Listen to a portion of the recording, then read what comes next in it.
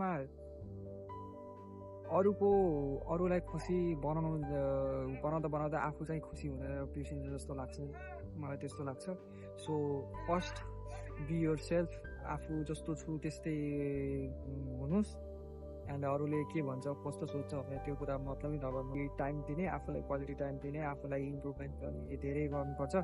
So आफूलाई चाहिँ time दिनु होला सकेसम्म, एन्ड बी योर सेल्फ। जस्तोसुकै सिचुएसनमा पनि लाइफमा अरूकोमा डिपेन्डेन्ट नहुने, जस आफूलाई चाहिँ इम्प्रोभाइज गर्नु सकेसम्म, आफ्नो नयाँ क्राफ्टहरू गर्नु, नयाँ स्किल्सहरू सिक्नु।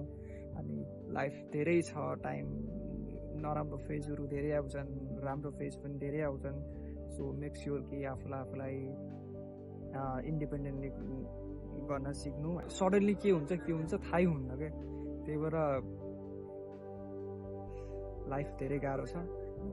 मैले पनि सबै भोगेछु, सबै मलाई मात्र थाहा छ भन्ने छैन, तर मैले अहिले चाहिँ यो हाल प्रेजेन्ट टाइममा म धेरै टाइममा चाहिँ मलाई मेरो माइन्डसेट चाहिँ धेरै नै चेन्ज भयो क्या। मैले हेर्ने पोइन्ट अफ भ्यूहरू अनि सुन्ने कुराहरू, गर्नेहरू, अनि त्यसपछि त्यही भएर मैले केही न केही मैले आफूले आफूलाई सुधार्न चाहिँ धेरै बोल्ड डिसिजन पनि दिएको हो। मैले अलवेज बी पोजिटिभ, अरूले के भन्छ, अरूले नराम्रो भन्ने बित्तिकै अरूको बारेमा नराम्रो सोच्नु, त्यस्तो कुरा नगर्नु होला।